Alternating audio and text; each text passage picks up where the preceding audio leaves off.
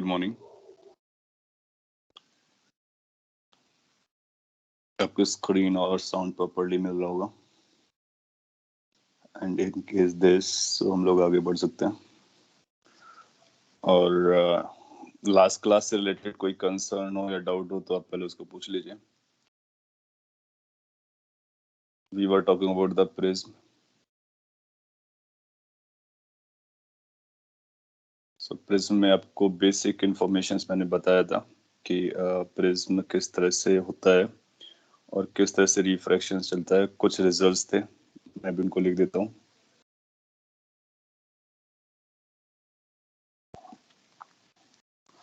सो कितना हुआ प्रिज्म में मैं एक बार रिवाइज करा था, और आपके कोई कंसर्न हो तो आप जरूर पूछ सकते हो। आपने इसकी डेफिनेशन पढ़ी कि एक प्लेन सरफेस से बाउंडेड मीडियम होता है, तो जिसका अपना एक रिफ्रैक्टिव इंडेक्स होता है और उसका एक एंगल होता है, एंगल ऑफ प्रिज्म और रिफ्रैक्टिव इंडेक्स। ये दो वैल्यूज पता होते हैं तो आप प्रिज्म के बारे में जान रहे होते हो। फिर आपने देखा था कि स्नेल्स लॉ भी वैलिड लगता है, और उसके जो इंटरनल एंगल्स के बारे में बात करते हैं जो अंदर में हम लोग डिजाइन करते हैं R1 + R2, उसकी वैल्यू A के बराबर होती है। अब ये R1 R2 क्या है, अगर मैं फिगर को ड्रॉ करूं तो मैं बता सकता हूँ। वी आल्सो लर्न कि अगर एक मोनोक्रोमेटिक लाइट आएगी, monochromatic that mean single colour की आएगी, सिंगल वेवलेंथ की, तो वो सिंगल लाइट रे के फॉर्म में बाहर निकलेगी और उसका वही कलर रहेगा जिस कलर की लाइट रे थी, तो कलर में कोई चेंज नहीं आता है। But yes, it bends towards the base. And अगर ये एंगल ए है और ये म्यू है तो हम इसको बोलते हैं कि this is prism angle, this is prism medium. So ये इंटायर मीडियम का रिफ्रैक्टिव इंडेक्स अलग होता है। बाहर के लिए हम लोग एयर लगाए हुए हैं। आगे चलकर कैसा भी हो सकता है, बोलेगा कि ये जो प्रिज्म है इसको आपने वाटर में रखा हुआ है तो बताइए क्या चल रहा है। कोई फर्क नहीं पड़ता है। आपने इसका डेरिवेशन देखा हुआ है। जब हम लोग स्नेल्स लॉ लगा रहे थे तो एयर का रिफ्रैक्टिव इंडेक्स लिख रहे थे, अब एयर की वजह हम लोग किसका लिखेंगे, मीडियम का लिखेंगे, जो भी मीडियम रखा जाएगा। तो जनरली वो एयर के बारे में बात करेगा, बट अगर कोई और मीडियम आता है तो आपको ये इसका जो डेरिवेशन था लास्ट क्लास का वो अपने को याद रखना है। और जहां पर भी हम लाइट को इंसिडेंट करते हैं वहां पर नॉर्मल की जरूरत पड़ती है, तो ये हमारे लिए इंसिडेंट एंगल होता है और ये इमर्जेंट एंगल होता है। इसका नाम R1 दिया था, इसका नाम R2 दिया था। R1 और R2 का सम जो होता है वो A के बराबर होता है। एक ये रिजल्ट निकाला था। व्हाट एल्स, नेट डेविएशन और डेविएशन, इसका जो डेविएशन आता है that is written as like I + E - A। एक ये भी रिजल्ट इंटरमीडिएट आया था। और minimum deviation occurs when I and E they are equal. So minimum deviation के लिए आपको कुछ ऐसा एक फॉर्मूला था, sine minimum deviation plus prism angle by 2 must be equal to mu times sine A/2। Check कर लीजिए, कुछ ऐसे ही बोला होगा, करेक्शन होगा तो आप बोल सकते हो। लेकिन जब थिन प्रिज्म आता है तो इसको और भी सिंप्लीफाई किया जा सकता है। तो इसका फर्दर सिंप्लीफिकेशन है कि जो मिनिमम डेविएशन होता है दैट इज म्यू -1 * A के बराबर होता है। तो ये सारे रिजल्ट्स है जो मैं कॉपी कर रहा हूँ और ये आपको याद रखना है। कहाँ से आ रहा है, इसमें स्नेल्स लॉ 2 जगह लगाया गया था, उनको यूज किया गया था, बाकी कुछ ज्योमेट्रीज को यूज किया गया था।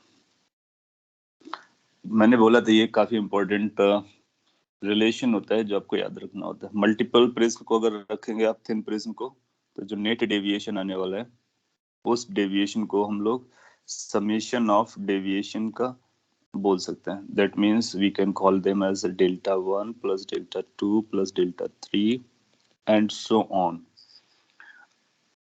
नाउ कीपिंग इन माइंड कि अगर सभी का वर्टेक्स आपकी तरफ है, अपवर्ड है, तो सभी को पॉजिटिव लिखने का, जिसका वर्टेक्स डाउनवर्ड होगा उसको नेगेटिव लिख देने का। और या फिर आप उसको ए एंगल के साथ साइन को अटैच कर सकते हो, जैसा कि बताया था। तो यहाँ से नेट डेविएशन निकल आएगा। तो कई बार एग्जाम में क्या करता है, आपसे नेट डेविएशन बोलता है मल्टीपल प्रिज्म को रख करके, और जो भी कैलकुलेशन कराना चाहेगा बता सकते हो। इतना हम लोगों ने लास्ट क्लास में लर्न किया था। इसके बाद हम लोग डिस्पर्सन ऑफ लाइट में भी हेडिंग डाली थी, उसको भी हम लोगों ने एटलीस्ट डेफिनेशन तो पढ़ी ली थी।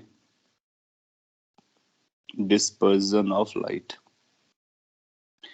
As per the definition, dispersion of light is a phenomena by which white light can be divided or splitted into its constituent colors. मैंने आपको ये भी बताया कि जो कलर्स होते हैं वो वेवलेंथ के करस्पॉन्डिंग होते हैं, अलग अलग वेवलेंथ के लिए अलग अलग कलर रहते हैं। व्हाइट लाइट में कलर्स का जो कॉम्बिनेशन होता है, तो आपने देखा था white light is made up of these colours, और आप इनको क्लियरली देख सकते हो, ये बहुत सिंपल से एक्सपेरिमेंट से दिख जाएगा आपको। और इसको बोलते हैं dispersion of light. So what is the dispersion of light? Segregating the colours from the white colour light, that's dispersion. Dispersion को हम लोग प्रिज्म के द्वारा अच्छे से देखते हैं, लेंसेज से भी देख सकते हैं, इनफैक्ट एटमॉस्फेयर में भी होता है। जो आप रेनबो देखते हो, अलग अलग कलर होता है। तो कई बार ये पूछा जाता है रेनबो किस फिनोमिना से बनता है लाइट के। आपको ऑप्शन देगा रिफ्लेक्शन से, रिफ्रैक्शन से, डिस्पर्जन से, इंटरफियरेंस से, डिफ्रैक्शन से, पोलराइजेशन से, बहुत सारे ऑप्शन देने वाले हैं। तो उसमें डिस्पर्जन जो फंडामेंटल है वो क्या है? डिस्पर्जन है, उससे वो कलर सेग्रीगेट होता है। और ऑफ कोर्स रिफ्रैक्शन चल रहा होता है जब डिफ्रैक्शन हो रहा था। इसी को हम लोग आगे बढ़ाना चाहते हैं। और मैंने आपसे कहा था कि आप थिंक कीजिए कि अगर हमने एक मोनोक्रोमेटिक लाइट ली थी, जैसे इस प्रीवियस एग्जांपल पर आते हैं या यहाँ पर जो बनाया गया इस पे, अगर हम एक लाइट को डालते हैं तो हमारा आंसर एक ही लाइट बनता है, लाइट रे बनती है। और ये हमने देखा मोनोक्रोमेटिक में। मोनोक्रोमेटिक का मतलब हुआ सिंगल कलर की।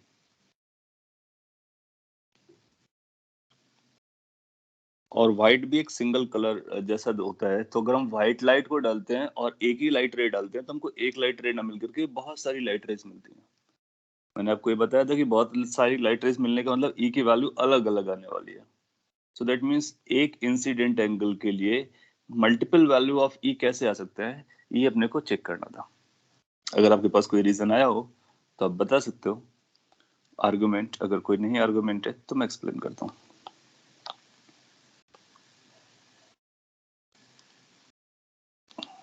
अगर आपने सोचा होगा तो बहुत सारे पॉइंट्स आपको नजर आए होंगे, लेकिन आपको शायद उसका आंसर मिलना इतना आसान नहीं होगा जब तक कुछ और चीज उसमें ऐड ना की जाए। सो मैं आपको यहाँ पे एक्सप्लेन करता हूँ। एक लॉ है या फिर एक रिलेशन है या कॉन्सेप्ट बोल लीजिए छोटा सा, वो आपको बताएगा। अगर ये लाइट रे और लेट्स से व्हाइट लाइट है, सिंगल लाइट रे हमने इंट्रोड्यूस की है।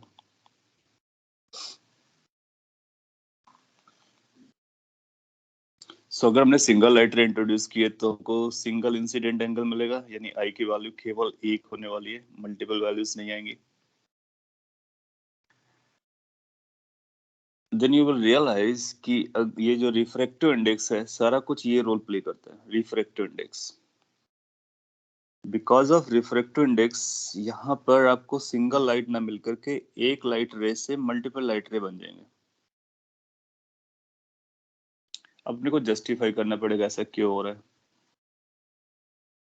एंड देन आफ्टर अगेन आपको यहाँ पर फिर एक नॉर्मल ना निकाल करके मल्टीपल नॉर्मल्स निकालने पड़ेंगे अलग अलग के लिए।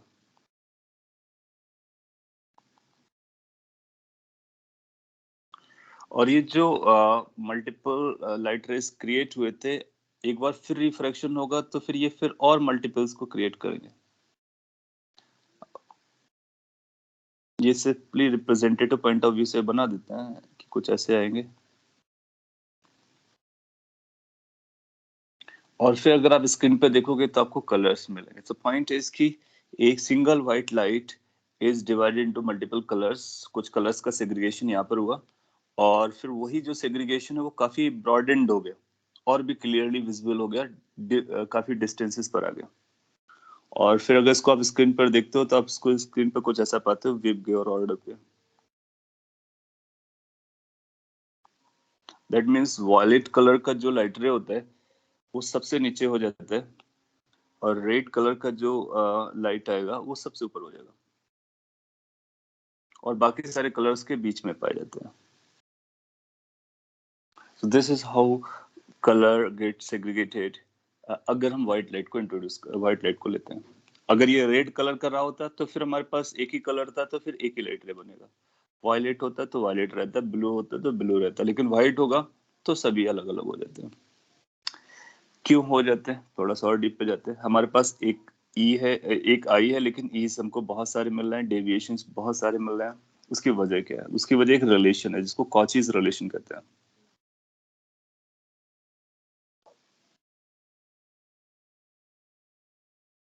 कॉची ने आइडेंटिफाई किया और उन्होंने बताया कि ये जो रिफ्रैक्टिव इंडेक्स है किसी मीडियम का, तो अभी तक हम लोगों ने जब भी लेंस यूज किया या फिर जहां भी मीडियम यूज किया, रिफ्रैक्टिव इंडेक्स बताया आपको, तो रिफ्रैक्टिव इंडेक्स की एक वैल्यू रहती है और वो मीडियम पे डिपेंड करती है। इसको ऑप्टिकल डेंसिटी भी कहते हैं।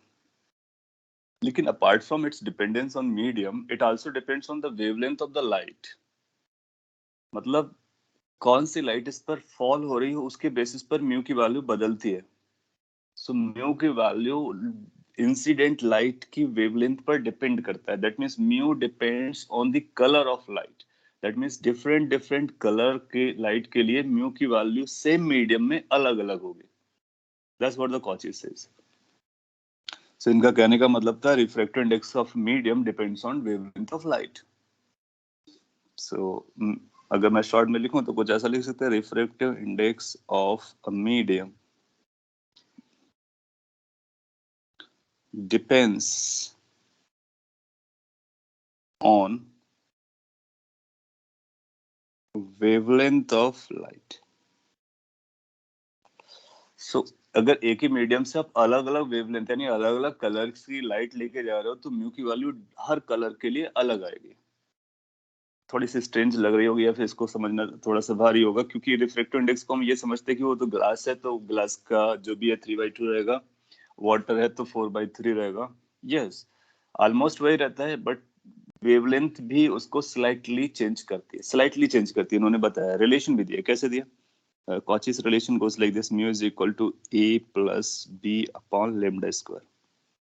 बेसिकली उनका ये पर्पस था, उनको दिखाना था कि म्यू का वेवलेंथ के साथ क्या लिंक चल रहा है। Mu is not independent of wavelength, rather it depends on wavelength. So mu की वैल्यू कुछ वैल्यू होती है प्लस कुछ कांस्टेंट टाइम्स लैम्डा स्क्वायर आती है, लैम्डा स्क्वायर से डिवाइडेड होता है। ये केवल यहीं पर नहीं एंड होता है, इसका और भी फॉर्मूला है, लैम्डा पावर 4 एक सीरीज टाइप का जाता है। और शॉर्ट में अगर हम अपने समझने के पॉइंट ऑफ व्यू से यूज करें तो इतने से अपना काम चलेगा। जहां पर ए और बी क्या उनके बारे में बता देता हूं मैं। Where A and B are positive constant,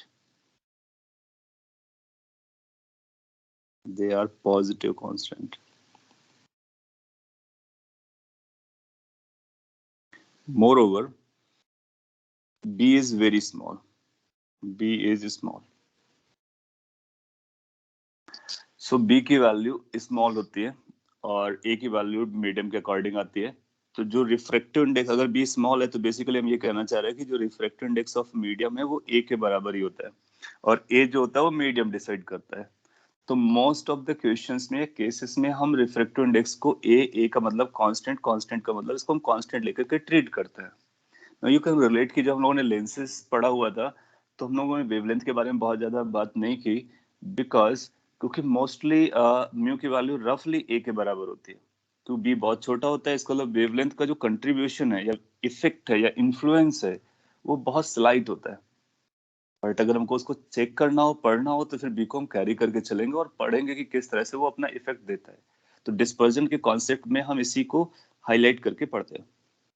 और अगर हमको डिस्पर्जन इग्नोर करना होता है तो हम बोल देते हैं कि हमारा रिफ्रैक्टिव इंडेक्स जो म्यू नॉट या फिर ए वैल्यू है, ए को म्यू नॉट भी नाम दे सकते थे, उसके बराबर होती है। कुछ बुक्स उसको म्यू नॉट बोलेंगे। तो इन जनरल ऐसा मान के चलते हैं, और जब हमको डिस्पर्जन पढ़ना होता है तो फिर हम बी को यूज करते हैं। एनीवे, ये फॉर्मूला हमारे लिए सफिशिएंट है ये बताने के लिए कि वेवलेंथ के साथ, lambda is a wavelength, lambda is wavelength. हाँ, आपने कुछ लिखा है, मैं पढ़ता हूँ। और म्यू रिफ्रैक्टिव इंडेक्स है। आपने लिखा लेमडा की वैल्यू एंगस्ट्रॉम में है तो फिर वो नेग्लेक्ट कर सकते हैं।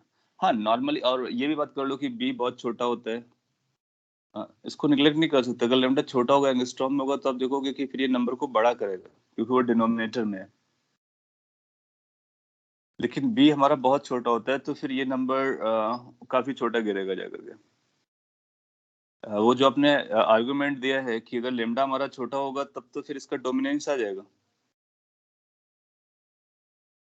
सो वो लॉजिक नहीं है कि लेमडा छोटा होगा इस वजह से उसको इग्नोर करते हैं। मैं रीशेयर कर देता हूँ अगर आपको इश्यू जा रहा है।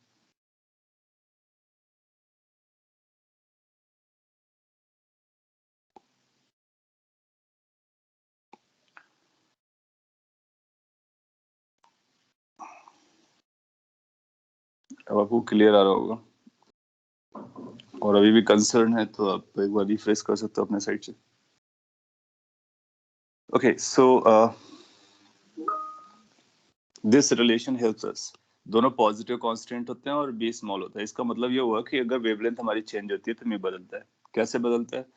ना, अगर वेवलेंथ की वैल्यू बढ़ेगी, वेवलेंथ की वैल्यू बढ़ेगी तो आप देखोगे कि म्यू की वैल्यू कम हो रही होगी। अगर वेवलेंथ की वैल्यू डिक्रीज होगी या कम वेवलेंथ होगा तो म्यू ज्यादा होगा। और हम लोग जानते हैं कि ये जो विब गेयर ऑर्डर है, and if we are moving in this way, that means violet colour से रेड कलर की तरफ हम जाते हैं, तो क्या क्या हो रहा होता है। तो हम लोगों ने डिसाइड किया था, हम लोगों को पता था कि जो वेवलेंथ है वो इंक्रीज कर रही होती है। अगर वेवलेंथ इंक्रीज करेगी तो क्या कॉची के रिलेशन से हम रिफ्रैक्टिव इंडेक्स के बारे में बोल पाएंगे। वेवलेंथ अगर बढ़ रही है, इसका मतलब है रिफ्रैक्टिव इंडेक्स उसका कम हो रहा है। सो हम ये बोलेंगे कि refractive index decreases. Meaning meaning is this कि वेवलेंथ रेड कलर का ज्यादा होता है, या फिर ऐसा बोलो वॉयलेट कलर का कम होता है, ब्लू कलर का उससे ज्यादा होता है, ग्रीन कलर का उससे भी ज्यादा होता है, और सबसे ज्यादा जो वेवलेंथ होता है वो रेड कलर का होता है। लास्ट क्लास में बताया था। लेकिन अब हम वेवलेंथ से शिफ्ट हो रहे हैं म्यू की तरफ, और म्यू के बारे में जानना चाह रहे हैं। इस रिलेशन ने हमको ये बताया कि जो वॉयलेट कलर का रिफ्रैक्टिव इंडेक्स है ना, वो सबसे ज्यादा होता है, फिर ब्लू इसी ऑर्डर पे चल रहा होता है, और सबसे कम किसका होता है? रेड कलर का होता है। सो एक ही प्रिज्म, एक ही मीडियम अलग अलग कलर्स के लिए अलग अलग रिफ्रैक्टिव इंडेक्स लेकर के आता है। अगर ये अलग अलग कलर्स के लिए अलग अलग रिफ्रैक्टिव इंडेक्स लेकर के आता है, हालांकि उनमें जो डिफरेंस आता है वो बहुत माइनर सा होता है, क्योंकि ये इसका कंट्रीब्यूशन बहुत छोटा है, but yes there is difference. अगर डिफरेंस आ रहा है तो कौन सा रिफ्रैक्टिव इंडेक्स सबसे ज्यादा होगा? वॉयलेट कलर का। सबसे कम किसका होगा? रेड कलर का। तो कई बार आपसे एग्जाम में यही पूछ लेता है कि बताइए कौन सा कलर का रिफ्रैक्टिव इंडेक्स ज्यादा होगा। ऐसा पूछना स्ट्रेट फॉरवर्ड होता है, इसको घुमा करके पूछेगा। कैसे घुमा करके पूछता है? मैं आपको अगला एक क्वेश्चन देता हूँ, अब उसका आंसर दो, इसको पहले नोट कर लो, सर तो मेरे को समझेगा कि आप रिलेट कर पा रहे हो। यस, सर, पर रिफ्रैक्टिव इंडेक्स तो मीडियम का रहता है ना? हाँ, that's what I told you कि रिफ्रैक्टिव इंडेक्स मीडियम का होता है। ऐसा हम लोग जानते हैं और ऐसा अभी भी बात कर रहे हैं। लेकिन कॉची ने बोला कि वो मीडियम के साथ साथ इन लाइट पर भी डिपेंड करता है। That's new point. और कौन से कलर की लाइट है वो इन्फ्लुएंस करती है मीडियम के रिफ्रैक्टिव इंडेक्स को। किस तरह से इन्फ्लुएंस करती है ये बताया गया। उसकी न्यूमेरिकल वैल्यूज भी हम लोग कैलकुलेट करते हैं। आगे ग्रेजुएशन में आप पढ़ोगे तो इसका वेवलेंथ के साथ हम डिटेल में पढ़ते हैं, उनको कैलकुलेट भी करते हैं कितना था। अभी क्या होगा कि आपको वो कैलकुलेटेड वैल्यू दे देगा। वॉयलेट का अपना रिफ्रैक्टिव इंडेक्स दे देगा, रेड का देगा, ब्लू का देगा, ग्रीन का देगा, जो बीच के हैं सबका देगा, और उनके बारे में हमको बात करना होगा। इसीलिए इंटरेस्टिंग क्वेश्चन बनता है एग्जाम में पूछने के लिए। वो पूछ सकता है कि रिफ्रैक्टिव, ये सिंपल सा क्वेश्चन पूछ सकता है, refractive index depends upon only on the medium, then medium and the light incident, और भी कुछ कहानी लिख सकता है। तो हम बोलेंगे मीडियम पर भी डिपेंड करता है as well as incident light पर, उस मीडियम से पास होने वाले लाइट पर भी डिपेंड करता है। लाइट का बोले तो वेवलेंथ पर, दैट मीन्स कलर पे। आपने ऐसे क्वेश्चन, मैं आपको एग्जांपल देता हूँ, आपने उस तरह के एग्जांपल डील किए होंगे कभी ना कभी, क्वेश्चन मिले होंगे, नहीं मिले तो फ्यूचर में मिल सकते हैं। आपसे ऐसा बोलेगा कि लेट से अपने पास एक प्रिज्म है, और हमने एक लाइट को इंट्रोड्यूस किया। इनफैक्ट हमने दो लाइट इंट्रोड्यूस किए हैं, एक ही इंसिडेंट एंगल पर दो अलग अलग कलर की लाइट को इंट्रोड्यूस किया था। एक बार इस कलर, इस ये जो लाइट थी, सेम इंसिडेंट एंगल हम लोग ले रहे, और ये अपने को कुछ पता होगा, ए और वो म्यू वगैरह कुछ ऐसा बोलेगा। So, ऐसा बोलता है कि if let's say blue and green light is incident or used, incident ही लिख देते हैं, in a prism, then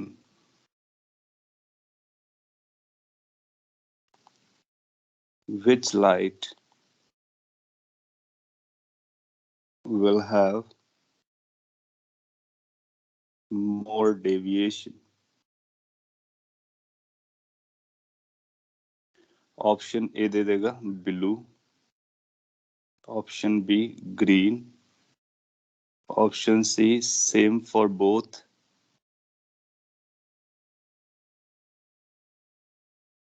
option D can't be determined, can't be decided or determined। ऐसा ऑप्शन बना के आपको दे सकता है। इस क्वेश्चन का आंसर देने के लिए अपने को ये जानना बहुत जरूरी है कि क्या चल रहा है। तो प्रीवियस लेक्चर्स में आपने पढ़ा है कि जो डेविएशन आता है प्रिज्म से, तो डेविएशन की वैल्यू अपने को पता होती है, और हम लोग जानते थे deviation mu minus 1 into A के बराबर होता है। Are you getting my point? अब आप देखोगे कि ए तो हमारा ए रहने वाला है, और अगर हमारे डिफरेंट कलर्स हैं तो म्यू की वैल्यू बदलती है। तो हम लोग लिखेंगे mu for deviation for blue is going to be mu for blue minus 1 into A. Deviation for green is going to be mu of green minus 1 into A. क्योंकि म्यू की जो वैल्यूज होती है ना, वो कलर्स पे depend करती हैं। फिर आप प्रीवियस स्लाइड पे जाओगे और आपको ये याद रखना है कि वेवलेंथ का ऑर्डर क्या होता है और म्यू का क्या ऑर्डर होता है। तो वॉयलेट कलर का रिफ्रैक्टिव इंडेक्स सबसे ज्यादा होता है और रिफ्रैक्टिव इंडेक्स डिक्रीज करता है। तो ब्लू और ग्रीन में देखना है, ब्लू पहले आया है तो ब्लू का रिफ्रैक्टिव इंडेक्स ज्यादा होगा। तो हम बोलेंगे since refractive index of blue is greater then refractive index of green, this will make sure कि जिसका रिफ्रैक्टिव इंडेक्स ज्यादा होता है उसका डेविएशन भी ज्यादा होता है। तो this will say deviation of blue is going to be more than the deviation of green. So you'll find कि ब्लू और ग्रीन में से ब्लू का डेविएशन ज्यादा होगा। okay? और इसको Sir, और भी कई तरीके से बोल सकता था। Yes sir but like light रे का तो the mu depends on the medium ना, तो लाइक हम ये नहीं बोल सकते कि it is because of the light का कलर, ऐसे कैसे बोल सकते हैं हम? ये कॉचिन बोला। क्या हो रहा था ना कि इसका जस्टिफिकेशन चल रहा था कि ये कलर्स में अलग अलग क्यों हुआ। आप ये मैंने आपको कल एज क्वेश्चन भी बनाने की कोशिश की थी, ओरली दिया था कि आप एक ही इंसिडेंट एंगल लेते हो और सारा कैलकुलेशन तो हमको पता है। अगर हमारे पास इंसिडेंट एंगल एक है तो अपने को इमर्जेंट एंगल भी तो एक ही मिल रहा है, डेल्टा भी एक ही मिल रहा है, तो फिर डेविएशन भी एक ही मिलना चाहिए। तो लाइट रेस सारी की सारी लाइट रे उसी रात से पाथ से जाना चाहिए, वो अलग अलग कैसे जाएंगे। तो इन सारी कैलकुलेशन में आपको लग रहा था कि अपने पास कोई ऐसा आइडिया नहीं है जिसकी वजह से हम ये बोल पाए कि ये डिफरेंट डिफरेंट कलर्स यानी डिफरेंट डिफरेंट आईज हमको मिल जाएंगे फॉर व्हाइट लाइट। तो जब इसको रिसर्च किया गया, पढ़ा गया, तो देखा गया कि प्रैक्टिकली तो ये अलग अलग होता है, ये तो हम लोग ऑब्जर्व करते ही हैं। क्यों होता है, वजह क्या रही होगी। तो प्रिज्म का एंगल एक इन्वॉल्वमेंट है। आप देखो डेविएशन में क्या इन्वॉल्वमेंट है, ये इक्वेशन है आपके सामने। डेविएशन में इन्वॉल्व है prism angle as well as mu, यही तो इन्वॉल्व है, बाकी साइन की वैल्यू तो वही रहती है। तो इसका मतलब या तो ए ऐसा कुछ कर रहा होगा कि अलग अलग कलर्स के लिए अलग अलग हो जा रहा होगा, या फिर म्यू कुछ ऐसा कर रहा होगा कि जो अलग अलग कलर्स के लिए अलग अलग हो जा रहा होगा, तभी तो हर एक डिफरेंट कलर के लिए हमको डिफरेंट डेविएशन मिल रहा है। फिर जब उसको और स्टडी किया गया तो ए तो अपना ज्योमेट्रिकल एंगल होता है, उसका तो कलर से कोई लेना देना नहीं है, ज्योमेट्री से आता है। और म्यू मीडियम पे डिपेंड कर रहा है, तो उस पर और डीप पे रिसर्च किया गया तो पता चला कि मीडियम कलर पर बाइज्ड होता है। और मीडियम अपनी प्रॉपर्टी कलर के हिसाब से बताता है, मींस वेवलेंथ के हिसाब से बताता है। अलग अलग लाइट को वो अलग अलग तरीके से ट्रीट करता है। और फिर जब उस पर और डीप पे किया गया, उसको स्टडी किया गया, उसका मैथमेटिकल मॉडल बनाया गया, तो पता चला कि कुछ ऐसा रिलेशन आता है। और इसमें जब ये वैल्यूज देखी गई तो बी की वैल्यू बहुत स्मॉल आई है, इस बात को जस्टिफाई करता है कि म्यू की वैल्यू अप्रोक्सीमेटली ए के बराबर रहती है। तो फॉर ऑल कैलकुलेशंस म्यू जो भी है हम वही रखते हैं जो भी हमको दिया जाता है, वेवलेंथ से इंडिपेंडेंट मानते हैं। बट प्रैक्टिकली मतलब थ्योरेटिकली अगर आप जाते हो तो फिर ये वेवलेंथ पर डिपेंड भी कर रहा होता है। और इस पोर्शन को इसलिए हाईलाइट किया गया क्योंकि यहाँ पर हम कलर्स को सेग्रीगेट करते हुए देखते हैं। तभी आप देखते हो ना, आपने लेंस पे भी लेट्स से कि आपने रिफ्रैक्शन के जितने भी केसेस देखे हैं, सारे रिफ्रैक्शन केसेस में हर कलर अलग अलग हो जाएगा अगर हम व्हाइट लाइट को यूज करेंगे। लेकिन मैंने आपको उस समय ये नहीं बताया कि अगर एयर से लाइट वाटर पे जा रही है तो अलग अलग कलर की हो जाएगी, वाटर से एयर पर आ रही है या फिर लेंस से गुजर रही है या फिर कर्व सरफेस से पास कर रही है। क्यों? क्योंकि वहां पर इस बी को इग्नोर कर दिया गया। तो ये बी इग्नोर हो गया तो वेवलेंथ का कंट्रीब्यूशन दिखा ही नहीं। और यहाँ पर हम उसको हाईलाइट करके देख रहे हैं, इसलिए उसके बारे में बात कर रहे हैं। तो आप ये बोलोगे कि जब कभी रिफ्रैक्शंस होंगे हर केस में ये अपना रोल प्ले करेगा, और जहां पर भी मीडियम जा रहा होगा तो अलग अलग कलर के लिए अलग अलग तरह से बिहेव करेगा। एडवांस से बहुत अच्छा क्वेश्चन बना सकता है वो, आपके सिंपल नॉर्मल क्वेश्चन को हाईलाइट करते, उसमें इस पार्ट को हाईलाइट करते हुए कि डिफरेंट कलर के लिए वेवलेंथ हम ये म्यू की वैल्यू डिफरेंट आने वाली है। तो हम लोग क्या करेंगे, सबका म्यू यूज करेंगे और उसका जो म्यू दिया गया है जहां पर म्यू यूज करते हैं उसको वैसे ही यूज करेंगे। जैसे कि आप देखो यहाँ पे क्या किया, ये हमारा रिलेशन था, बस अब इसको हम अलग कलर के लिए अलग तरीके से यूज करेंगे, ब्लू के लिए अलग, ग्रीन के लिए अलग। फिर इनको पढ़ेंगे अपने को आंसर आ जाएगा। So mu, that is medium property, depends on the light that passes through it, and that's a big deal कि मीडियम की प्रॉपर्टी उससे पास होने वाली लाइट पर डिपेंड कर रही है, एंड इट हैपेंस। ओके, इसी क्वेश्चन को ऐसे भी फ्रेम किया जा सकता था। लेट्स से ये 1 है और ये 2 है, इस 1 और 2 में ग्रीन कौन सा है? ऐसा बोलेगा कि हमने ब्लू और ग्रीन का कॉम्बिनेशन डाला, तो बताइए कि हमको इस तरह से 2 लाइट मिली, कौन सा ब्लू है कौन सा ग्रीन है? तो हम बता सकते हैं क्योंकि हमको पूरा ऑर्डर पता है। ऑर्डर हम लोगों ने लिखा था, वी से आर की तरफ जाता है। सो अब देखोगे कि बी पहले आता है तो ये बी होगा, ये ग्रीन होगा। ऐसा क्यों? क्योंकि ब्लू का डेविएशन ज्यादा है। तो हम लोग जानते हैं जो ज्यादा बेंड हुई है ग्राउंड की तरफ वो उसका डेविएशन ज्यादा होता है, और जो ऊपर होगी उसका डेविएशन कम होगा। तो यहाँ से रिजल्ट आया कि जिसका रिफ्रैक्टिव इंडेक्स ज्यादा होता है उसका डेविएशन ज्यादा होता है। तभी सबसे ज्यादा, अगर पूरा व्हाइट लाइट हमारे पास होगा तो सबसे ज्यादा कौन सा डेविएट करेगा? Violet colour. तो आप देखोगे कि जो वॉयलेट कलर है वो सबसे नीचे आता है क्योंकि इट हैज मोर डेविएशन और मैक्सिमम डेविएशन। सबसे कम डेविएशन किसका होता है? रेड कलर का, इसलिए रेड कलर की लाइट आपको सबसे ऊपर मिलेगी। तो ये ऑर्डर इस तरह से चलता है, वॉयलेट मैक्सिमम डेविएशन, देन इसी और डिक्रीजिंग ऑर्डर में, और लीस्ट फॉर रेड। तो कई बार ये बोलेगा कि बताइए अगर ये लाइट रेज आ रही है तो कौन ऊपर होगी कौन नीचे होगी? तो आप डेविएशन के हिसाब से देखेंगे, वो सभी इधर जाना चाह रहे थे और वॉयलेट ज्यादा बेंड हो गया, ब्लू कम हुआ, रेड सबसे कम हुआ, तो उनके डेविएशन कम हो गए। अब इनको और भी डिटेल में लिख देंगे। तो ये कॉचीज रिलेशन, और उसके बेसिस पर ये वेवलेंथ का म्यू के साथ कनेक्शन बहुत इंपॉर्टेंट है। उसके बेसिस पर हम ये आंसर दे सकते हैं। हर इस पे बहुत सारे क्वेश्चंस बनाए जा सकते हैं। आपने कुछ लिखा, मैं पढ़ता हूँ फिर आगे बढ़ता हूँ। Is it like that since the wavelength of red light is high, therefore its speed would be highest among all lights? या स्पीड से आप लिंक कर सकते हो, यस, क्योंकि वो सेम सोर्स से आया है तो उसका फ्रीक्वेंसी सेम रहा होगा। Therefore it deviates, its deviation is least.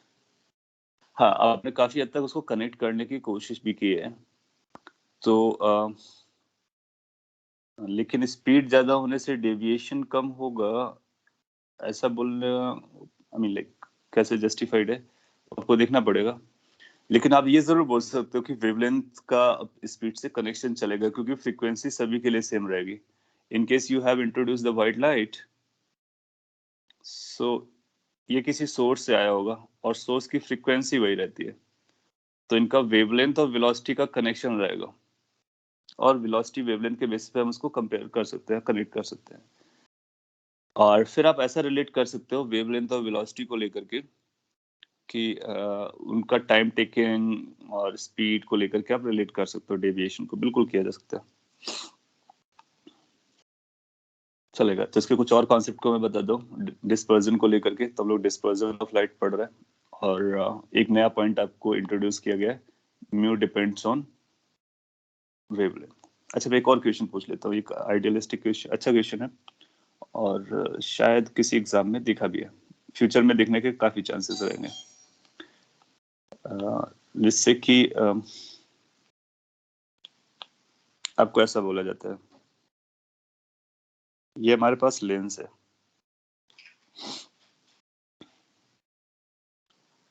और थोड़ा सा थिंकिंग ओरिएंटेशन पे बनाता हूँ ताकि आप सोच सकें। इसका रिफ्रैक्टिव इंडेक्स म्यू दिया गया है, म्यू जनरली दिया गया है और ये वेवलेंथ पे डिपेंड करता है। आपसे ऐसा पूछता है कि इफ, बस आपको क्वालिटेटिवली आंसर देना है, जैसे if focal length of the lens or given lens is fb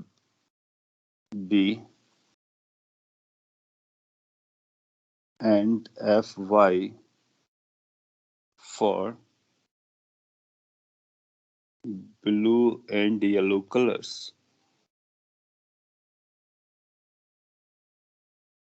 then ध्यान से सोच करके कनेक्ट करके आंसर आप देंगे तो आप देव करेक्ट कर सकते हैं। फोकल लेंथ ऑफ लेंस हम लोग पढ़ चुके हैं, अब हम अलग अलग कलर्स के लिए अलग अलग फोकल लेंथ जैसा नाम ले रहे हैं। अपने को ये बताना है कि कौन सा ऑप्शन करेक्ट आने वाला है।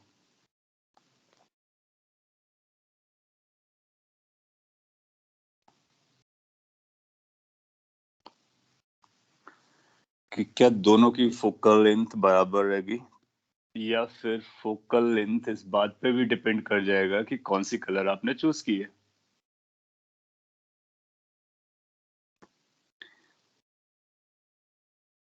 सो इस क्वेश्चन के इंटेंशन से आपको पता चल रहा होगा कि वो कलर को यूज कर रहा है, तो अपने को कॉची रिलेशन को ख्याल में रखने का और वेवलेंथ का कलर का रिलेशन म्यू के साथ रखने का, फिर म्यू का फोकल लेंथ के साथ रखने का, फिर अगर कोई रिलेशन बैठता है तो हम लोग जरूर बात करेंगे। आपने बोला है कि F Y is greater than F B, that is C option, और सार्थक का आंसर ए आया हुआ है। हाँ, जनरली हमारा ए और फोकल लेंथ वही रहता है, लेकिन जब हम कलर बोलेंगे तो फिर अपने को रिफ्रैक्टिव इंडेक्स से कनेक्ट करने का।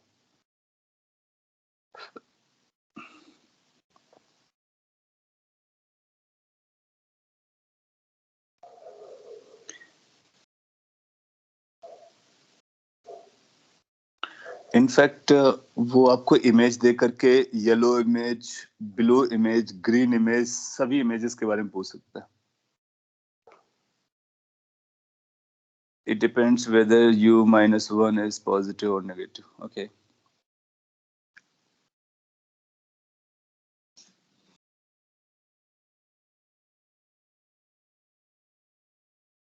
So इसको हम कई तरह से आंसर दे सकते हैं। एक तो हमारे पास मैथमेटिकल फॉर्मूला है और जब कभी हमारे पास मैथमेटिकल चीजें रहती हैं तो हम लोग उस पर ज्यादा फिट करते हैं क्योंकि उसमें ज्यादा दिमाग नहीं लगाना पड़ता है, थोड़ा सा दिमाग यूज करोगे तो काम चलता है। और अगर मैथ्स का फॉर्मूला नहीं होता है तो फिर हमने अपनी थिंकिंग को यूज करना पड़ता है। तो हम दोनों तरह से इसको हैंडल करते हैं। पहला, फर्स्ट इज लेट्स से कि क्वालिटेटिव सोचते हैं, फिर मैथ्स को बाद में यूज करेंगे।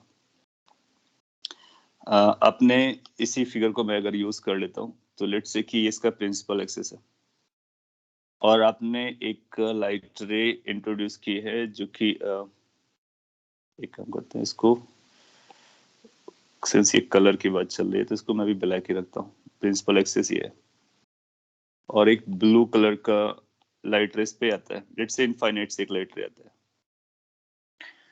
एक पर्टिकुलर हाइट पर, और एक लाइट रे आता है इनफाइनाइट से जो कि येलो कलर का है, उसी हाइट पर आता है, सेम हाइट पर हम लोग इंट्रोड्यूस करते हैं। अपने लास्ट क्लास में ही लर्न किया है कि अगर हम हाइट सेम रखते हैं तो उसका डेविएशन निकालने का भी आइडिया हमारे पास है, आप वहां से भी रिलेट कर सकते हो। तो अगर ये इनफाइनाइट से आ रहा है तो ये जो ब्लू कलर का है वो अपने फोकस से होकर के पास करेगा और उसका अपना एक डेविएशन आएगा। और अगर उस डेविएशन को हम लोग मेजर करना चाहेंगे तो हम जानते हैं कि ये डेविएशन बन रहा है, ये जो डेविएशन होगा वो ब्लू कलर का होगा। आप देखते हो कि जो डेविएशन था ब्लू कलर का, उसकी वैल्यू कुछ h/f आई हुई थी। एंड यू विल फाइंड कि अगर हम ब्लू कलर का डेविएशन बात करेंगे तो ब्लू कलर की फोकल लेंथ रिलेट होगी। और किसी भी लाइट रे का जो डेविएशन होता है, जिसका रिफ्रैक्टिव इंडेक्स ज्यादा होता है ना, उसका डेविएशन भी ज्यादा होता है। और हम लोग जानते हैं कि रिफ्रैक्टिव इंडेक्स ब्लू कलर का ज्यादा होता है येलो कलर से। तो हम ये जरूर कह सकते हैं कि deviation of blue colour will be more as compare to yellow colour. तो ब्लू कलर ज्यादा डेविएट कर जाएगी, तो ये एंगल ज्यादा बनेगा। Now when you talk about this yellow colour, तो येलो कलर का भी डेविएशन होगा लेकिन कम डेविएशन होगा। So this yellow colour will be bending but relatively less. तो आप बोलोगे कि deviation of blue colour is going to be this one, और येलो के लिए अप्लाई करोगे तो this will be h/f yellow.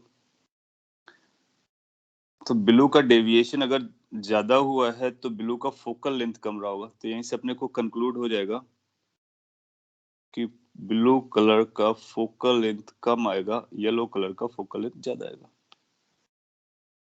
So blue colour का फोकस यहाँ पर होगा F for blue, yellow colour का फोकस यहाँ पर होगा फोकस ऑफ येलो। बिल्कुल होगा, अलग अलग होगा। लेकिन अभी तक जो हम लोग पढ़ते हैं सभी का फोकस एक मानते थे। क्यों? क्योंकि वो जो डिफरेंस है, ये जो डिस्टेंस आएगी वो बहुत कम आएगी। कई बार इतनी कम आती है कि उसको हम लोग डिस्टिंग्विश ही नहीं कर पाते हैं अपनी नॉर्मल आइज से, तो बिल्कुल भी नहीं कर पाते हैं। बहुत सारे केसेस में बिल्कुल भी नहीं कर पाते हैं, कुछ केसेस में हो जाता है। तो डिपेंड करता है कि म्यू की वैल्यू कितनी थी और कॉचेस के ए और बी कैसे जा रहे थे। बट यस, ये जरूर कहा जा सकता है। दूसरा तरीका क्या है, और अल्टरनेट मेथड। अपने को पता है ना कि 1/f is equal to mu minus 1। Directly आप इसको अप्लाई करो, अपने को आंसर मिलेगा। अब ये R1 R2 तो ज्योमेट्रिकल स्टफ है, ये तो वही रहेगा क्योंकि लेंस का रेडियस ऑफ कर्वेचर सब वही है। म्यू बदल जाएगा, तो ब्लू कलर के लिए आप इसको ब्लू यूज कर लो, येलो कलर के लिए आप इसको येलो यूज कर लो। बस आपको क्या याद रखना है कि कौन सी वैल्यू बड़ी होती है, कौन सी वैल्यू छोटी होती है। इसके लिए मैंने आपको आइडिया बता दिया है। और क्या है ये आइडिया है, किस ऑर्डर में रेड की तरफ जाते हो तो डिक्रीज करता है, वायलेट का सबसे ज्यादा होता है, रेड का सबसे कम होता है। सो ब्लू और येलो की बात चल रही है, तो वेव गाइड में ब्लू पहले आता है, तो ब्लू का रिफ्रैक्टिव इंडेक्स ज्यादा है, येलो का कम है। तो अगर ब्लू का ज्यादा है तो उसका ये नंबर कम आ जाएगा। तो यहाँ से भी अपने को कंक्लूड हो जाएगा कि focal length of blue is going to be less as focal length of y, since refractive index of B is greater than refractive index of y। आपको समझ में आ रहा है कि इन फोकल लेंस भी अलग अलग होते हैं। तो आपको कैसा क्वेश्चन बना के दिया जा सकता है, एक लेंस रख देगा और एक ऑब्जेक्ट रख देगा और बोलेगा कि बताइए इसकी इमेज, इसकी येलो इमेज कहाँ पर बनेगी, इसकी ब्लू इमेज कहाँ पर बनेगी, इसकी ग्रीन इमेज कहाँ पर बनेगी। तो आप 1/v minus 1/u is equal to 1/f लगाएंगे। जिस कलर के बारे में बात करें उस कलर का फोकल लेंथ यूज करेंगे, क्योंकि फोकल लेंथ जो है वो कलर पे डिपेंड करती है। तो आपको एक और नया पॉइंट पता चला कि लेंस का फोकल लेंथ लाइट की कलर पे डिपेंड करता है। ऐसा इसलिए क्योंकि लेंस का जो मटेरियल का रिफ्रैक्टिव इंडेक्स है वो वेवलेंथ पे डिपेंड करता है। Copy it. और आप लोगों ने सी आंसर दिया था, सी परफेक्टली करेक्ट जा रहा है। ये बात म्यू माइनस 1 पे डिपेंड नहीं करेगी, क्योंकि म्यू माइनस 1 हमारा हमेशा पॉजिटिव रहेगा, क्योंकि म्यू की वैल्यू 1 से बड़ी होती है। चाहे वो ब्लू हो, ग्रीन हो, कोई भी कलर का रिफ्रैक्टिव इंडेक्स क्यों ना हो, सभी 1 से बड़े होंगे। So they will always be greater than 1। All mus are greater than 1।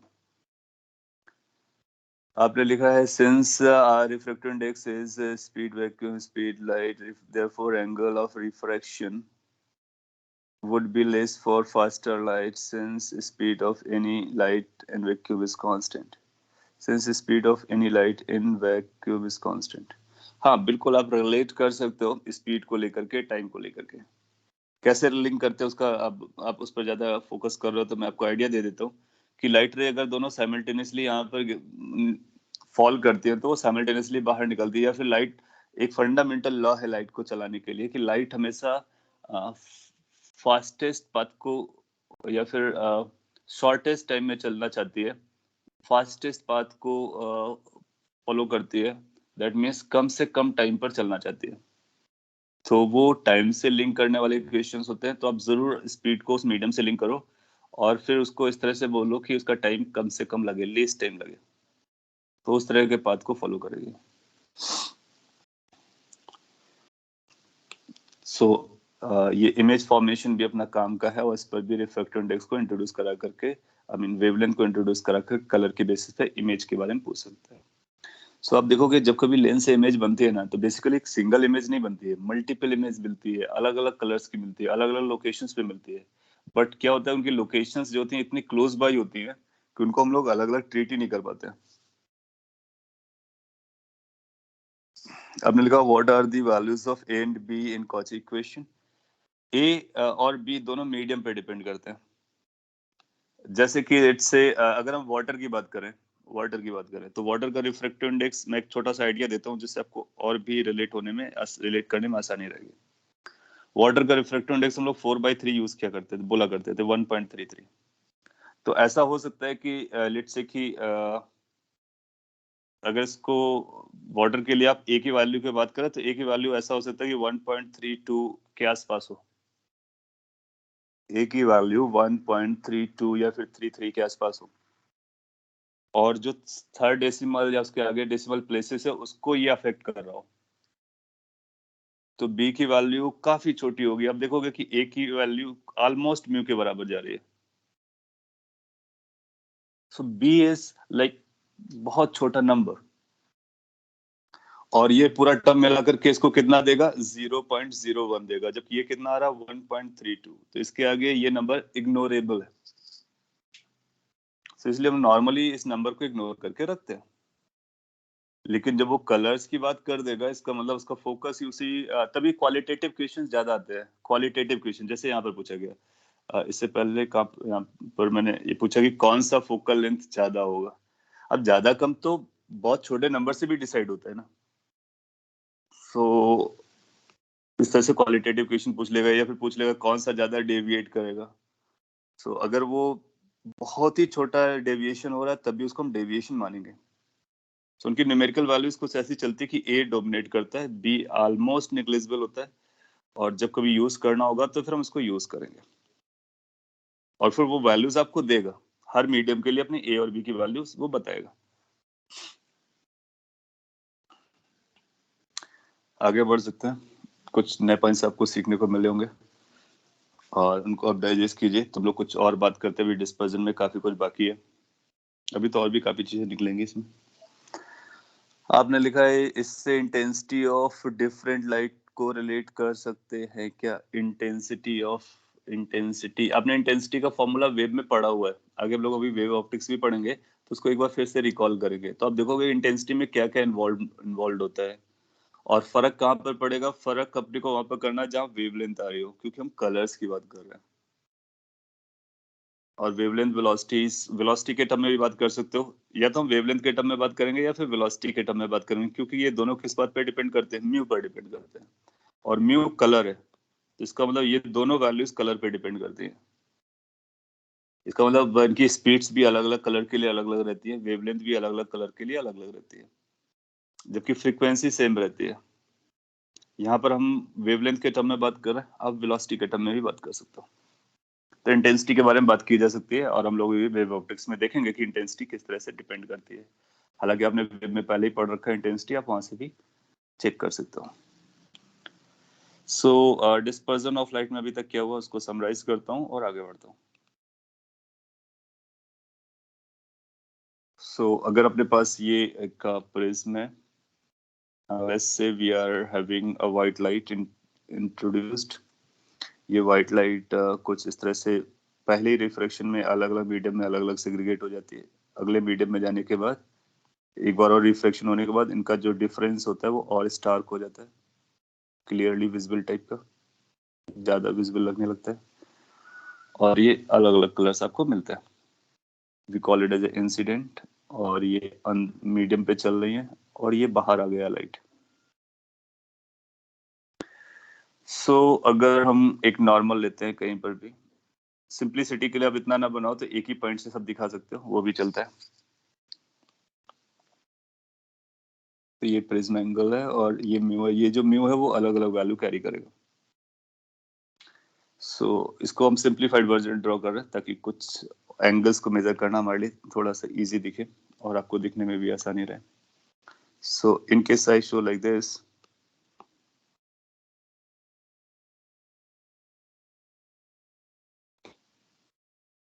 and let's say use this white color, incident light ray अपनी व्हाइट कलर के, तो फिर यहाँ पर आपको बहुत सारे कलर्स ऐसे जाते हुए नजर आते हैं। मैंने एक ही पॉइंट से दिखाया है, वो कि अलग अलग पॉइंट से भी दिखा सकते थे।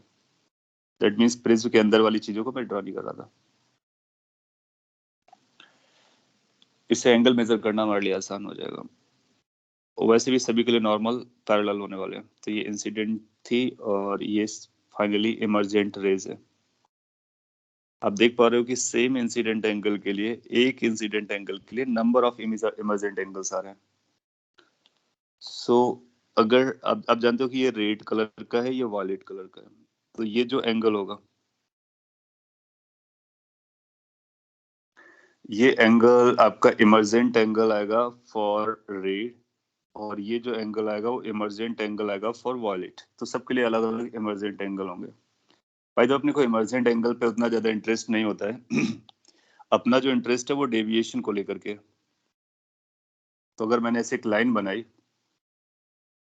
और इस लाइन का अगर हम इस लाइन से एंगल मेजर करेंगे तो ये डेविएशन होगा फॉर रेड कलर, और ये जो लाइन का डेविएशन अगर लास्ट वाले से हम देखते हैं तो that will be the deviation for violet colour.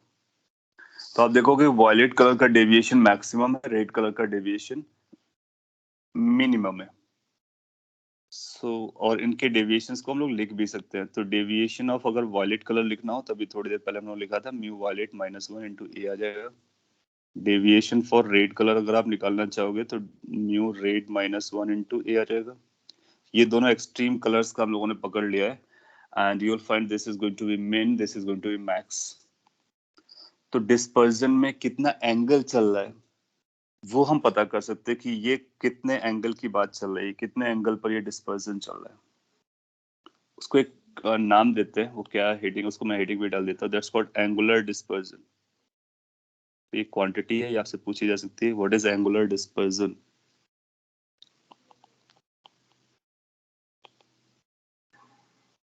Angular dispersion को थीटा से मेजर किया जाता है, और theta is defined like this, मैं मैथमेटिकली डिफाइन कर रहा हूँ। Theta is defined like this कि maximum deviation minus minimum deviation. So ये टोटल एंगल कितना बना, उसको हम डिस्पर्जन एंगल बोलते हैं, theta, and theta is deviation of violet minus deviation of red colour. And then you will find कि इनकी वैल्यूज तुमको पता है, रख देते हैं। जब इनकी वैल्यूज को आप रखोगे तो फिर ये बन जाएगा mu violet -1 into A minus mu red -1 into A. Further simplification करेंगे आप तो आपको मिलेगा mu violet minus mu red, 1 और 1 कैंसिल आउट हो जाएगा, ए जब कॉमनली ले जाएगा तो ये आ जाएगा फॉर्मूला। ये फॉर्मूला बताता है कि अगर अपने को रेड कलर और वायलेट कलर के रिफ्रैक्टिव इंडिसेस पता हो, प्रिज्म एंगल पता हो, तो हम ये बता सकते हैं कि एंगुलर डिस्पर्जन कितना चल रहा है। Angular dispersion is basically an angle जो बताता है कि जिस एंगल के बीच में सारी लाइट रेज पास कर रही होती है। तो एक सिंगल लाइट रे कुछ डिस्पर्स हो जाती है और डिस्पर्जन का एंगल ये होता है, इसलिए इसको एंगुलर डिस्पर्जन कहते हैं।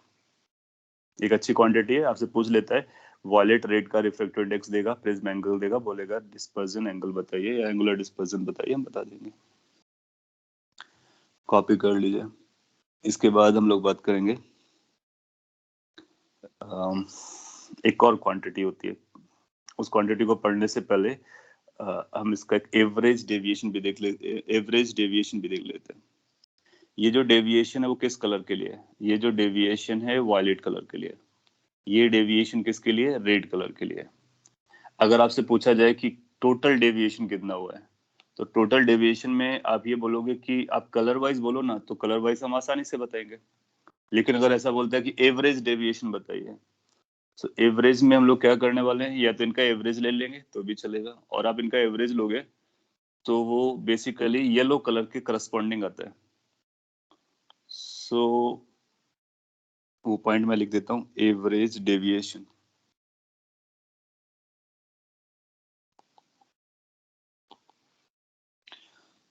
सो जो एवरेज डेविएशन आएगा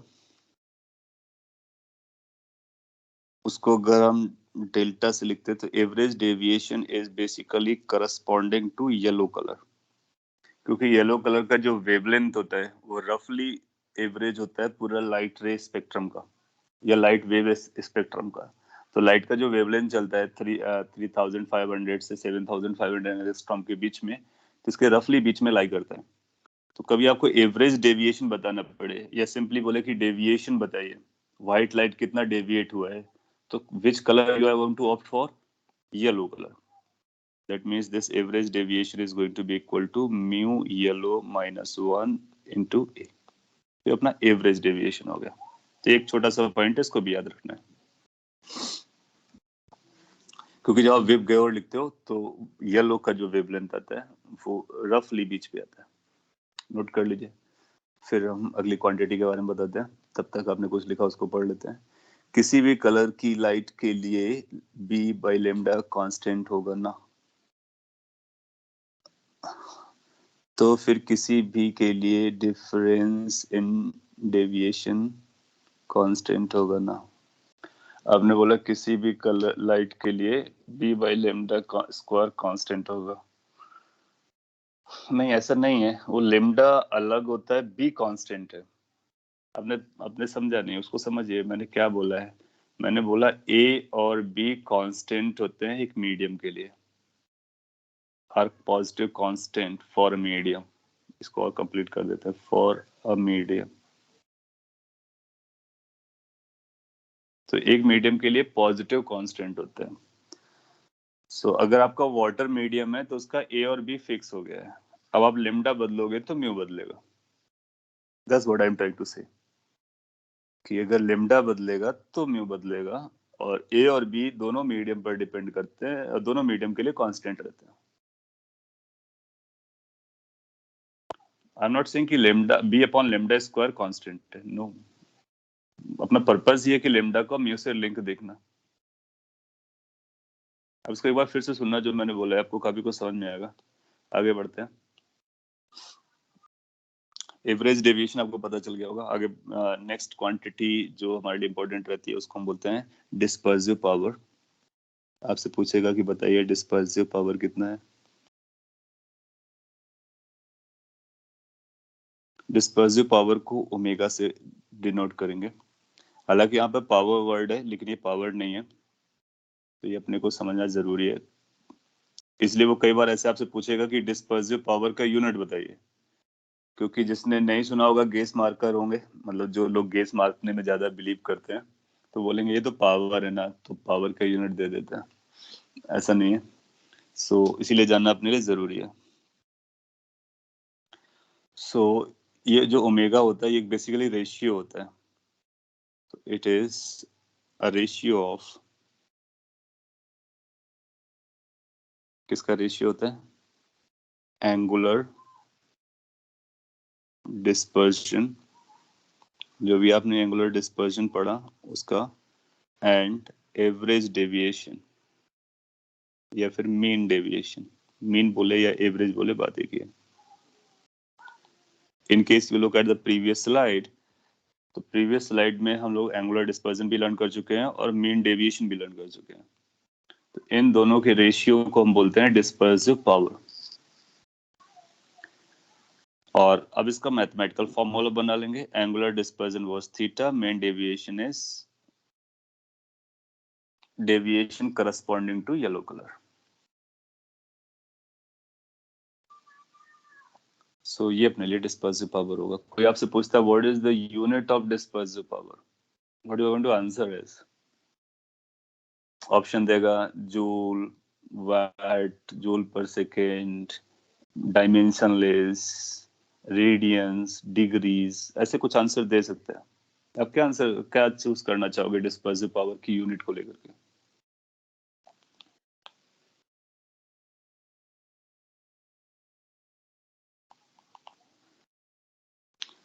सो फॉर्मूला आपके सामने है, अगर आपको पता है तो आपको आइडिया लग जाएगा। थीटा एक एंगल है और डेविएशन भी एक एंगल है, दोनों एंगल है, एंगल और एंगल का रेशियो क्या हो जाएगा, यूनिटलेस हो जाएगा।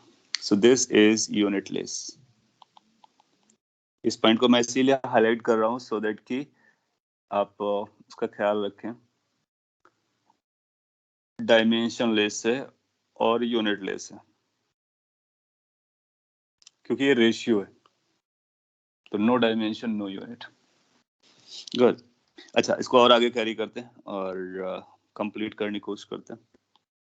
सो जो एंगुलर सॉरी ये जो डिस्पर्सिव पावर है जिसके बारे में लोग पढ़ रहे हैं, ये जो डिस्पर्सिव पावर है वो थीटा माइनस, ये थीटा की वैल्यू हम लोगों को पता थी क्या थी, mu of violet colour minus mu of red colour into A, और डेविएशन भी हमने लिखा था mu of yellow colour minus 1 into A. आप देखोगे कि ये प्रिज्म एंगल से इंडिपेंडेंट हो जाएगा। तो ये भी पूछता है कि क्या डिस्पर्सिव पावर प्रिज्म एंगल पे डिपेंड करता है, तो आप बोलोगे कि डिस्पर्सिव पावर प्रिज्म एंगल पे डिपेंड नहीं करता है। फिर आपसे बोलेगा क्या एंगुलर डिस्पर्जन प्रिज्म एंगल पे डिपेंड करता है, तो आप आंसर दे सकते हो क्योंकि आपके पास फॉर्मूलाज हैं। तो थीटा डिपेंड करता है, ओमेगा डिपेंड नहीं करता है। तो ये एक फॉर्मूला बन गया, इसको एज ए फॉर्मूला हम लोग याद रखेंगे। और अगर कभी भी आपसे ओमेगा के बारे में, डिस्पर्सिव पावर के बारे में पूछता है, वो आपको ये सारी म्यूज देगा। वो बोलेगा कि रेड कलर का म्यू कितना है बताएगा, येलो कलर का कितना है वो भी बताएगा, और वायलेट कलर का कितना है वो भी बताएगा। What you are suppose to do is a very little thing, कि इसको याद रखना है और इसके बाद इसको यूज करना है। कॉपी कर लीजिए।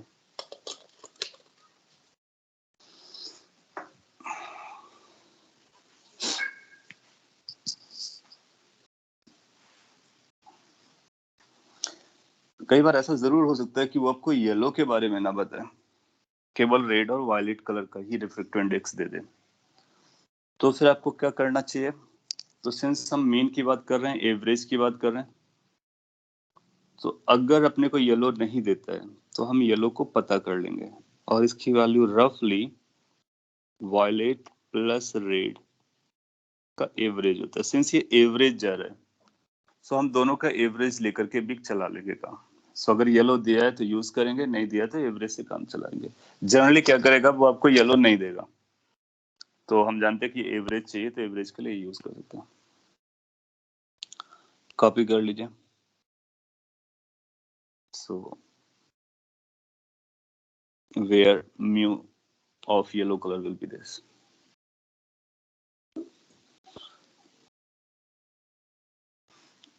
अगर आपको ये टर्म समझ में आ रहे हैं, ये नए टर्म्स हैं और काफी इंपॉर्टेंट है, जैसे कि एंगुलर डिस्पर्जन कितना होता है और डिस्पर्सिव पावर कितना होता है, एवरेज डेविएशन कितना होता है, वो अपने को बताना है।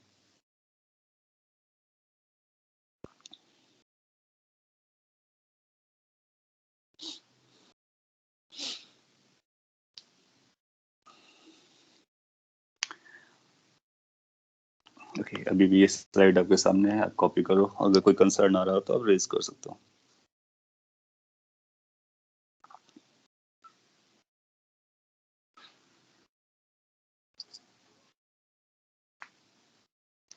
अगर आपने कॉपी कर लिया है तो हम लोग आगे बढ़ सकते हैं।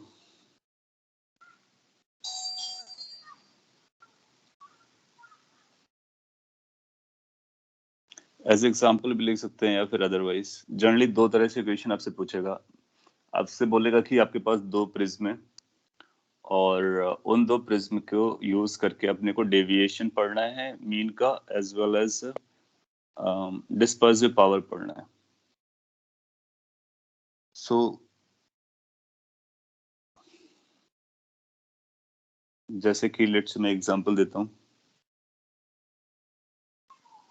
एक ये प्रिज्म है अपने पास और एक ये प्रिज्म है। लेट्स ऐसा बोलता है कि इसका प्रिज्म एंगल ए है, इसका रिफ्रैक्टिव इंडेक्स म्यू है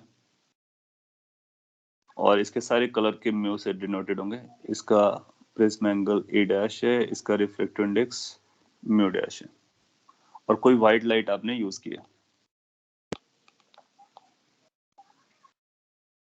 ये व्हाइट लाइट आपकी यहाँ से पास करेगी और उसके बाद सेकंड से पास करेगी जा करके।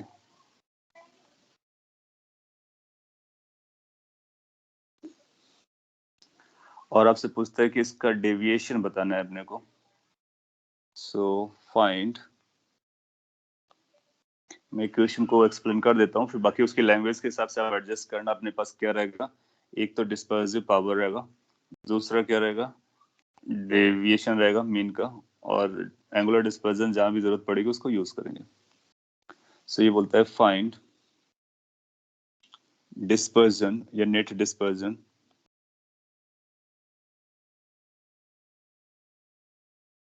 नेट डिस्पर्जन नहीं पूछते हैं, ऐसा पूछ लेते हैं find average deviation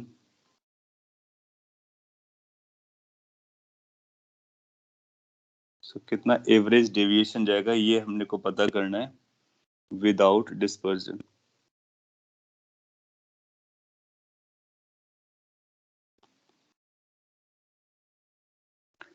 so language को इस तरह से जा सकती है कि find average deviation in case of these two prisms, जबकि कोई डिस्पर्जन ना हो। डिस्पर्जन का मतलब जो एंगुलर डिस्पर्जन हुआ था वो अपना जीरो रहे। तो विदाउट एनी एंगुलर डिस्पर्जन कितना डेविएशन आएगा वो अपने को पता करना है। मैं सॉल्व करता हूँ, बस आप ध्यान दे दीजिए, लैंग्वेज को समझने की कोशिश कीजिए और अगर आप सॉल्व कर सकते हैं तो जरूर कीजिए। तो विदाउट डिस्पर्जन है, इसका मतलब टोटल डिस्पर्जन हमारा कितना रहा होगा, जीरो। जैसे हम लोग डेविएशन मेजर करते थे फर्स्ट का सेकंड का, वो हमारा नेट डेविएशन होता है। उसी तरह से डिस्पर्जन के लिए हम थीटा 1 निकालेंगे, थीटा 2 निकालेंगे और ये जो थीटा 1 थीटा 2 है उसको ऐड करेंगे। तो कैन वी से कि अगर फर्स्ट के लिए डिस्पर्जन हम थीटा लिखते हैं एंगुलर डिस्पर्जन, तो क्या इसकी वैल्यू आएगी mu violet minus mu red into A. Second के लिए अगर डिस्पर्जन निकालते हैं, फिर ये लाइट रेज जब इस पे फॉल करेंगी तो इससे और भी डिस्पर्स हो रही होंगी। तो ये थीटा 1 मेजर किया, इस एंगल को हम लोग थीटा डैश मेजर कर रहे हैं, या इसको थीटा मेजर करते हैं, इसको थीटा डैश मेजर कर लेते हैं। सो सेकेंड प्रिज्म से कितना डिस्पर्जन आएगा उसको हम लोग लिखेंगे mu prime of V minus mu prime of R into A prime. Total dispersion zero हो रहा है, इसका मतलब ए ने जितना इसको ब्रॉडन किया होगा, डिस्पर्स कराया होगा, बी ने उसको कलेक्ट कर दिया होगा और फाइनली आपको व्हाइट लाइट मिल रही होगी। इसको ऐसे ही बोल सकते हैं कि हमने एक व्हाइट लाइट इंट्रोड्यूस की और लास्ट में हमको एक व्हाइट लाइट मिलती है, तो बताइए क्या है। तो क्या हम ये समझ सकते हैं कि फर्स्ट वाली प्रिज्म ने जितना इसको डिस्पर्जन किया होगा, जितने एंगल पर इनको अलग अलग किया होगा, सेकेंड ने उनको सबको कलेक्ट कर दिया होगा और सिंगल व्हाइट लाइट बना दी होगी। तो जनरली ये लैंग्वेज हमारे लिए इंपॉर्टेंट रहती है। दो क्वेश्चन इस तरह से फ्रेम करता है, या तो डेविएशन एवरेज डेविएशन को जीरो करके डिस्पर्जन पूछेगा, या फिर डिस्पर्जन को जीरो करके डेविएशन पूछेगा। ये मोस्ट कॉमन क्वेश्चंस में रहेंगे, बाकी और कोई रहेगा तो आप रिलेट कर सकते हो। सो अगर डिस्पर्जन जीरो हो रहा है, इसका मतलब थीटा 1 प्लस थीटा डैश क्या हो जाना चाहिए, जीरो। सो गिवन क्या है, गिवन दैट पहले का डिस्पर्जन प्लस सेकंड का dispersion is equal to zero. इसका मतलब जब कभी हमको नेट डिस्पर्जन भी निकालना होगा तो हम थीटा 1 प्लस थीटा 2 या थीटा डैश का एडिशन करेंगे, क्योंकि वो एंगल्स है और एक ने कितना डिस्पर्स किया दूसरे ने कितना डिस्पर्स किया, दोनों को हम ऐड करते हैं। लेकिन अगर वो बोलता है जीरो है तो उसको जीरो क्लेम कर देंगे। जब आप इसको जीरो क्लेम कर रहे होगे तो अपने पास एक रिलेशन आएगा, क्या आएगा, mu V minus mu R. ये नंबर्स अपने को पता रहेंगे, plus mu V dash minus mu R dash A dash is equal to zero. Now this is given, पता क्या करना है, एवरेज डेविएशन।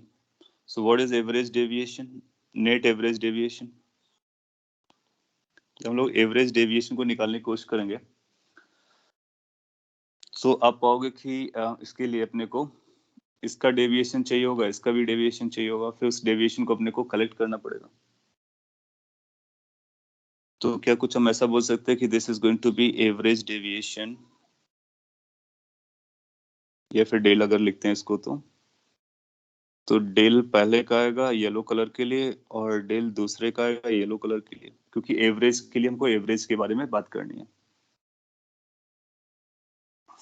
अच्छा, येलो कलर के डेविएशंस क्या चलते हैं वो आपको पता होता है, म्यू वाई माइनस 1 ए, और यहाँ से आ जाएगा म्यू वाई डैश माइनस 1 ए डैश। अपने को ये वैल्यू पता करनी है। अगर आपको ये सारी वैल्यूज पता होंगे तो आप इसको वहां से रिलेट करके बता दोगे। जनरली वो क्या करेगा, वो आपसे आंसर पूछेगा डिस्पर्सिव पावर के टर्म में। तो लेट्स इसका डिस्पर्सिव पावर ओमेगा दिया है, इसका डिस्पर्सिव पावर ओमेगा डैश दिया है। तो अगर वो डिस्पर्सिव पावर के टर्म में पूछता है तो हम लोग डिस्पर्सिव पावर के टर्म में बता सकते हैं। कैसे बता सकते हैं? ये जो इक्वेशन थी इसको अगर हम लोग सिंप्लीफाई करें तो एक काइंड ऑफ एक फॉर्मूला भी बन जा रहा है। अगर ऐसा क्वेश्चन डायरेक्ट आता है तो आप इसको डायरेक्टली भी यूज कर सकते हो। यहाँ से हम ए प्राइम हटाएंगे, ए प्राइम अगर निकालना चाहेंगे तो ये बनेगा minus mu Y minus mu violet this mu rate into a divided by mu violet prime और mu rate prime, a इधर आ गया। जैसा बोलता है कि डिस्पर्सिव पावर अपना ये टोटल डिस्पर्जन नहीं आ रहा है, तो इसका मतलब है दूसरे का प्रिज्म एंगल पहले के प्रिज्म एंगल से इस तरह से लिंक होगा। तो ये भी अगर आपसे पूछता है तो इसको भी रिलेट कर सकते हो। ना आप चाहो तो म्यू की डेफिनेशन, ये ओमेगा की डेफिनेशन हम लोग यूज कर सकते हैं। अगर हम लोग ओमेगा की डेफिनेशन यूज करेंगे तो ओमेगा की डेफिनेशन हमने यहाँ पर कहीं लिखी, तो ओमेगा की डेफिनेशन होती है this divide by average value.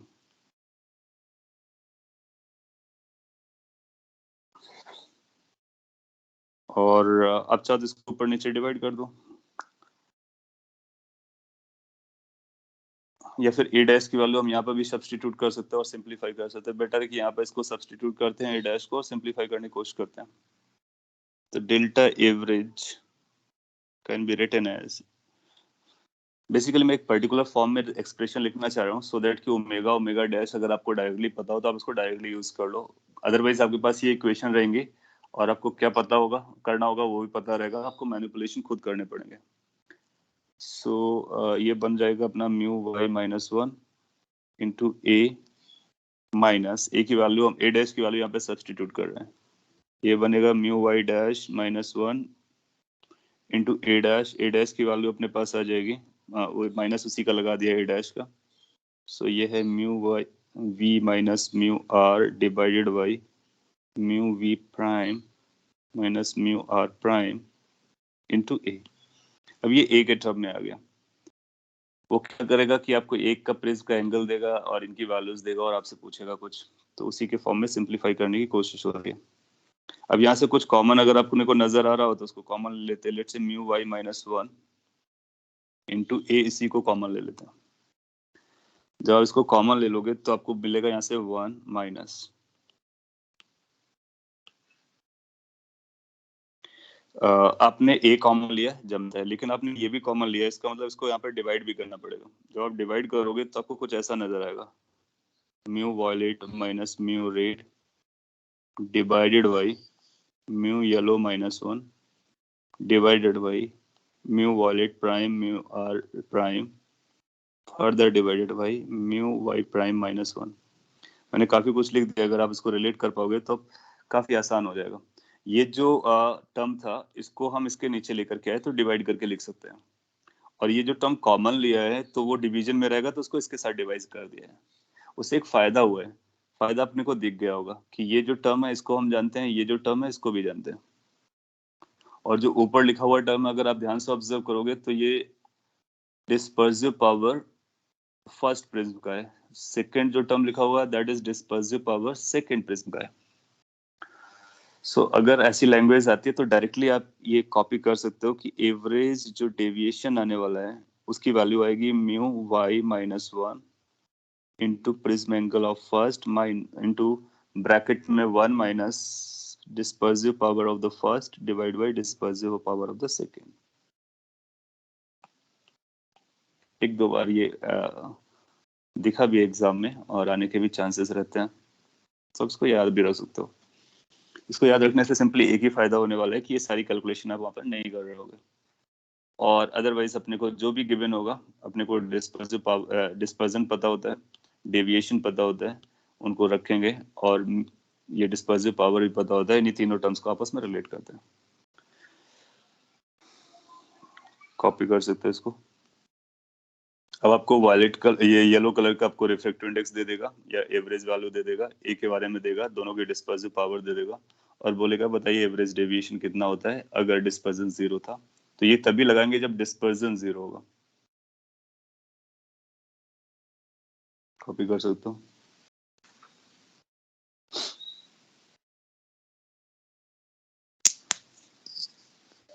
इसका एक दूसरा एग्जांपल जो फिजिबल होता है उसको भी मैं करा देता हूँ ताकि वो फॉर्मूलाज आपके पास रहेंगे और आप डायरेक्टली यूज कर सकते हो। उस केस में डिस्पर्जन पूछेगा, डेविएशन आपका नहीं रहा होगा, तो उसको भी मैं इस फॉर्मेट में लेके आता सो दैट कि एग्जाम में जैसा भी आता है उसको डायरेक्टली आप यूज कर सकते हो। तो दूसरा एग्जांपल ऐसा बोलेगा, आपके पास दो प्रिज्म है, so find dispersion, that means angular dispersion, when, or there's without deviation भी लिख सकते हैं, when there is no deviation, no average deviation। जब हम लोग डेविएशन बोलते हैं इसका मतलब एवरेज डेविएशन की बात कर चल रही है। No average deviation of light, कौन सी लाइट है? White light, passing through two prism। तो ये दोनों एग्जांपल दो प्रिज्म केस के लिए हैं। तो जब हम दो प्रिज्म से पास कराते हैं तो डेविएशन भी हमारा 0 हो सकता है, डिस्पर्जन भी हमारा 0 हो सकता है। ये जो पहला एग्जांपल है जो प्रीवियस स्लाइड में बताया, इस केस में डिस्पर्जन को 0 किया है और डेविएशन मेजर किया है। अगले केस में हम लोग इसका रिवर्स करने वाले हैं, डेविएशन को 0 करके डिस्पर्जन मेजर करने वाले हैं दो केस के लिए। इसको हम लोग डिटेल में सिंपली इसलिए कर रहे हैं क्योंकि एग्जाम में डायरेक्ट आने के चांसेस है। और अगर वो 2 से ज्यादा 3 या 4 की बात करेगा तो आपके पास रूल है, अगर 3 प्रिज्म्स होंगे तो आप क्या करोगे, θ1 प्लस θ2 प्लस θ3 को 0 करोगे, फिर एवरेज को del by plus del by 2 del by 3 के ऐड करोगे और फिर इनकी वैल्यूज भी रखोगे, फिर सिंप्लीफाई करोगे और फिर अपना आंसर आ जाएगा। जनरली 3 को नहीं पूछेगा, 2 को पूछते हैं, बट करने को हम 3, 4, 5 जितना भी होगा वो कर सकते हैं। आपने देख लिया होगा प्रीवियस स्लाइड। हम लोग आगे बढ़ते हैं। सो कैसे सॉल्व करेंगे, एग्जाम्पल के साथ साथ अपने थ्योरेटिकल पॉइंट्स भी हैं। तो नो एवरेज डेविएशन, तो आप जानते हो कि जो एवरेज डेविएशन होता है उसमें हम del y plus del y dash लिखते हैं और इसको 0 क्लेम करना है। एक को हम प्रॉपर ले रहे हैं, एक को प्राइम में ले रहे हैं, जैसा प्रीवियस एग्जाम्पल में किया हुआ है हम लोगों ने। आगे बढ़ेंगे, इसकी वैल्यू आएगी mu y minus 1 into prism angle, mu y prime minus 1 into prism angle. Notations काफी ज्यादा हैं तो आपको थोड़ा सा केयरफुली देखना होगा। एंड देन अपने को चाहिए डिस्पर्जन, तो थीटा नेट करके निकालने वाले हम लोग। सो कैन वी से कि जो थीटा आने वाला है वो फर्स्ट का प्लस सेकंड का आएगा, तो फर्स्ट और सेकंड का हम लोग लिख लेते हैं, ये थीटा नेट हो गया हमारे लिए। तो थीटा और थीटा डैश जैसा आ रहा होगा। थीटा कितना रहता है, आपने पढ़ा हुआ है कि ये mu V minus mu R into A के बराबर है, and the second is going to be mu V prime minus mu R prime A prime के बराबर है। बेसिकली इनको भी हमने को डिस्पर्सिव पावर के टर्म में ले जाना है, तो आप चाहो तो इससे ए प्राइम को निकाल लो। तो आइडिया क्या है कि हम सेकंड के प्रिज्म एंगल को निकालते हैं, इस पे रखते हैं जो भी हमको पता करना होता है, फिर उसको सिंप्लीफाई कर लेते हैं। उससे जो भी सिंप्लीफाइड वर्जन बनेगा तो उसी को अपने को आंसर बोल देना है। This is going to be equal to minus mu y minus 1 a divided by mu y prime minus 1. जब आप इसको रीराइट करोगे तो अपने को ये थीटा नेट की वैल्यू पता चल जाएगी, mu V minus mu R into A plus, और ये यहाँ से माइनस आ जाएगा तो मैं माइनस मेंटेन कर लेता हूँ. ये दोनों का डिफरेंस तो रहेगा ही रहे. ए प्राइम की जगह हम लोग लिख सकते हैं mu Y minus 1 into A divide by mu Y prime minus 1.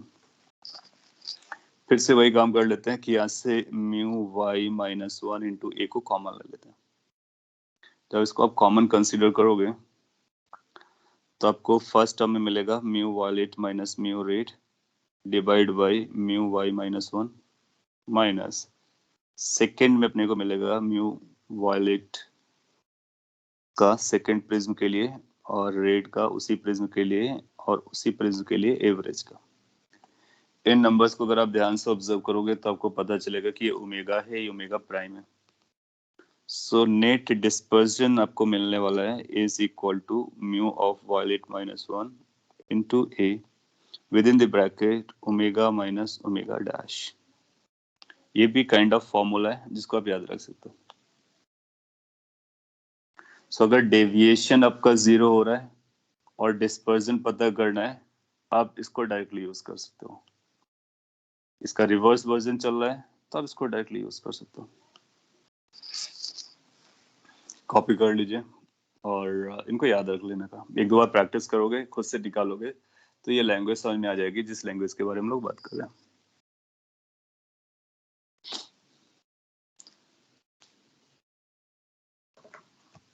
तो इसके साथ ही आपका प्रिज्म का पूरा डिटेल वर्जन हो जाता है. एक प्रिज्म, मल्टीपल प्रिज्म, कलर के साथ उसका डिस्पर्जन ऑफ लाइट एक कॉन्सेप्ट, कॉचीज के रिलेशन के साथ वेवलेंथ, कलर का और स्पीड से लिंक. एग्जाम के लिए काफी इंपॉर्टेंट है. कोई कंसर्न रहा हो तो आप पूछ सकते हो, अदरवाइज हम लोग बचे हुए 5-10 मिनट्स में ह्यूमन आई के बारे में बात कर लेते हैं.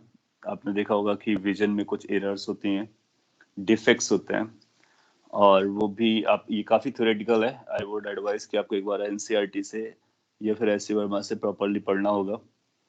रफ आइडिया मैं दे देता हूँ कि क्या चल रहा होता है, उसका जो साइंटिफिक बैकग्राउंड है. थ्योरेटिकल पोर्शन को आपको रीड कर लेना है और फिर ये इसके बाद ये आपका रे ऑप्टिक्स वाला पोर्शन कंप्लीट हो जाएगा. इसमें अभी ऑप्टिकल इंस्ट्रूमेंट बचेगा जिसमें माइक्रोस्कोप और टेलीस्कोप के बारे में. उसके लिए एक लेक्चर लगेगा, उसको भी हम लोग डील करेंगे. So without wasting time, human आई के बारे में आपको ब्रीफ में जनरल बातें बता देता हूँ और उसका पर्टिकुलरली साइंटिफिक बैकग्राउंड क्या जा रहा है.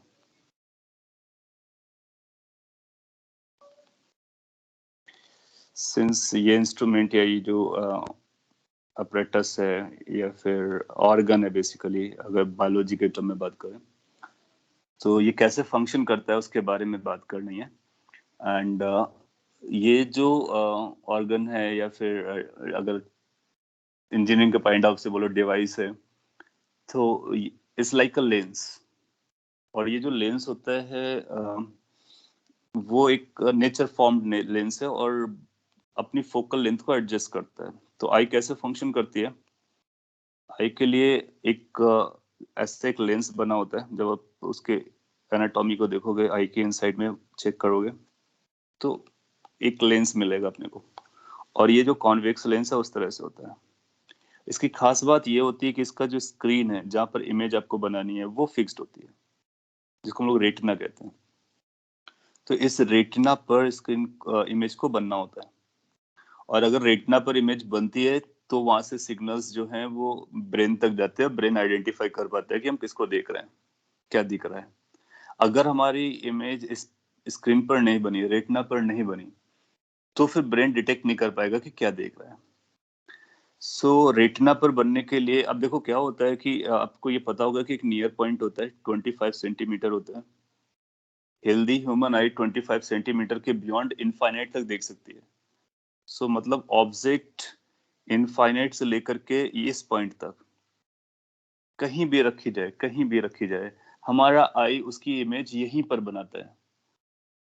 और अगर आप इसको रिलेट करोगे ऑप्टिक्स के पॉइंट ऑफ व्यू से, तो आप देखोगे कि हमारे लिए फिक्स क्या है, हमारे लिए ये v है, इमेज की लोकेशन वो फिक्स्ड है, और हम u को बदल रहे हैं, और फोकल लेंथ हमारे पास है। तो it works like 1 by v minus 1 by u is equal to 1 by f। Lens makers फॉर्मूले से फोकल लेंथ आती है, और इस फॉर्मूले से हमको इमेज की लोकेशन मिलती है। नाउ यू विल रियलाइज कि यहाँ पर v तो फिक्स्ड है, क्योंकि हमारी स्क्रीन जो बनाई गई है रेटिना, वो लेंस से एक पर्टिकुलर डिस्टेंस पर, और हम u को चेंज कर रहे हैं। u क्यों चेंज कर रहे हैं? क्योंकि अलग अलग लोकेशन के ऑब्जेक्ट्स को देख पा रहे हैं। कोई हमसे 25 सेंटीमीटर पर डिस्टेंस पर है, कोई 1 मीटर पर है, कोई 500 मीटर पर, सारी ऑब्जेक्ट्स को हम देख पाते हैं। इसका मतलब हर एक u के लिए हम इमेज को यहीं पर बनाते हैं। मतलब हर एक u के लिए हम फिर फोकल लेंथ को चेंज करते होंगे। इसका कंक्लूजन क्या निकलेगा? f changes with u। That means हर एक ऑब्जेक्ट को देखने के लिए उसकी कितनी डिस्टेंस है, उसके अकॉर्डिंग ये अपना फोकल लेंथ एडजस्ट करता है। बड़ी बात है, क्योंकि फोकल लेंथ के बारे में अगर हम लोग बात करें तो लेंस मेकर के फॉर्मूले के अकॉर्डिंग ये चलता है mu minus 1/r1 minus 1/r2। अच्छा, म्यू तो मीडियम से होता है, तो यहाँ पर जो भी बायोलॉजिकल और ये सेल्स वगैरह होते हैं ना, उनका म्यू होता है, तो म्यू तो फिक्स हो गया। एफ को चेंज करने का मतलब हम रेडियस ऑफ कर्वेचर चेंज करते हैं।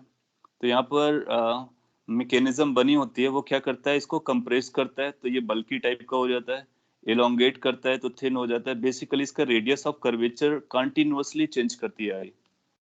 सो it has been designed in such a manner कि अगर हम कोई ऑब्जेक्ट को देख रहे होते हैं यू डिस्टेंस पर, उसके करस्पॉन्डिंग ये कर्वेचर को चेंज करता है, लेंस के कर्वेचर को चेंज करता है, और उस कर्वेचर को चेंज करके एक वो फोकल लेंथ देता है। For that focal length, we can get the same V. That means we can get the image at the retina. That means this is very special lens which keeps on changing its focal length by adjusting its radius of curvature.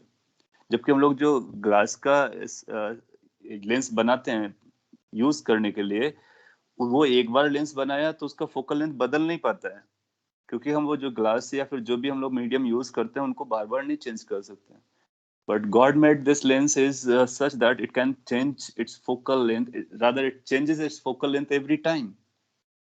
और ये आई की एक power होती है जिसको हम लोग बोलते हैं अकोमोडेशन पावर। तो आई अकोमोडेट करती है डिफरेंट डिफरेंट यूज को to make the image at the same position. तो ये चल रहा होता है आई के इनसाइड में। अब आपको कभी भी इमेज बतानी है, जैसे यहाँ पर ऑब्जेक्ट को देखना है, तो आप उसका यू मेजर करेंगे और उसके अकॉर्डिंग एफ को चेंज करेंगे सो दैट वी की वैल्यू हमारी वही रहे। So this is what I does. You को मेजर करता है, उसके हिसाब से फोकल लेंथ को एडजस्ट करता है, और फिर इमेज को कहाँ पर बनाता है? रेटिना पर। रेटिना से ब्रेन पे जाता है, ब्रेन अपने को पता कर लेता है कि हाँ वहां पर कोई ऑब्जेक्ट रखी हुई है, और ये फ्रैक्शन ऑफ सेकंड में चलता है और कंटिन्यूअसली चलता है। सो फोकल लेंथ चेंज होती है। तो कभी आपसे डीप क्वेश्चन पूछा जाए तो आप बोलोगे फोकल लेंथ एडजस्ट करता है, क्योंकि रेडियस ऑफ कर्वेचर एडजस्ट करती है, और उसको एडजस्ट करने के लिए क्या मैकेनिज्म है, वो बायोलॉजी को अगर आप डिटेल में पढ़ोगे तो उसमें मैकेनिक्स को यूज करके समझ सकते हो। फिर जब कभी आई इस एक्टिविटी को करने में फेल हो जाती है, तो फिर क्या होता है कि इमेज रेटिना पर नहीं बनता है। इमेज अगर रेटिना पर नहीं बनता है तो प्रॉब्लम्स होती हैं। कैसी प्रॉब्लम्स आती हैं? जैसे कि मायोपिया आ जाता है, शॉर्ट नियर साइटेडनेस आ जाता है, और भी बहुत सारी प्रॉब्लम्स आ जाती हैं। हाइपरमेट्रोपिया आ जाता है, प्रेसबायोपिया आ जाता है, एस्टिग्मेटिज्म आ जाता है, कलर ब्लाइंडनेस आता है। हालांकि जो कलर ब्लाइंडनेस होता है उसका ऐसे रिलेशन नहीं होता है। बाकी ये जो नियर साइटेडनेस है, फार साइटेडनेस है, या फिर अलाइनमेंट का इश्यू होता है, उसकी वजह से अपने को कई सारे डिफेक्ट्स मिलना स्टार्ट हो जाते हैं।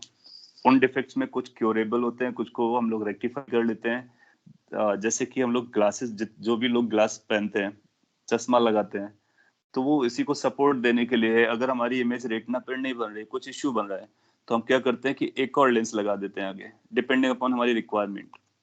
तो वो इमेज को वहीं पर बना दे, ऑब्जेक्ट की एक इमेज बनाएगा। जैसे कि सपोज कर लीजिए आपने ये लेंस लगाया, तो ये लेंस रियल ऑब्जेक्ट की एक इमेज बनाएगा, फिर हमारा आई उस इमेज को ऑब्जेक्ट मान करके ट्रीट करेगा सो दैट कि अपना इमेज रेटिना पर बना सके।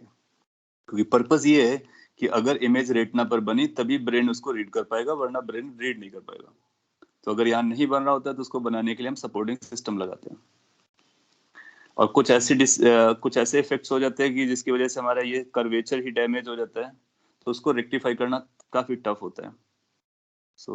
एक बार आप इसका थ्योरेटिकल वर्जन को पढ़ लीजिए कि नियर साइटेडनेस, फार साइटेडनेस क्या होता है, कैसे इसको करेक्ट करते हैं, कौन सी जगह पर कौन सा लेंस लगाते हैं। अगर आपको वो नहीं समझेगा तो नेक्स्ट क्लास में हमको बताइए, तो मैं ब्रीफ में थोड़ा सा और बता दूंगा कि कौन सी साइड को किस तरह से हम लोग करेक्ट करते हैं।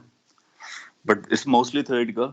पूरा आइडिया इसी बात पे जा रहा है कि फोकल लेंथ आई लेंस इस तरह से करता है, अकोमोडेट करता है, और उसके बेसिस पर ये इमेज को रेटिना पर बनाता है। हेल्दी आई, डिफेक्टिव आई क्या करता है, फिर उसमें इशू क्रिएट करता है, तो उसको हम लोग करेक्ट करते हैं बाहर से।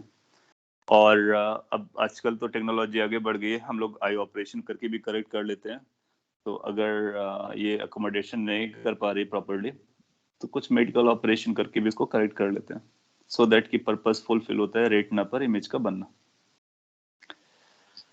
चलेगा। सो टाइम भी हो गया है, तो आज के लिए हम लोग इतना ही रखते हैं। बट ये थ्योरेटिकल चैप्टर जरूर आप एक बार पढ़िए, क्वेश्चन एक्सपेक्ट आ सकता है, वैसे कम ही आता है बट आ सकता है, तो आप उसका आंसर कर पाएंगे।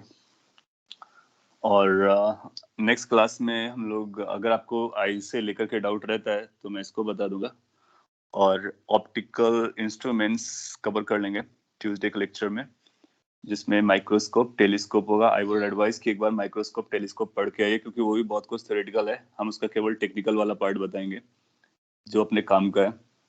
तो पूरा पिक्चर क्लियर करने के लिए आप एक बार पढ़ करके आएंगे तो आपको समझेगा। उस पर भी बहुत सारे टर्म्स आते हैं, तो आपको डाइजेस्ट करना भारी पड़ेगा इनिशियली।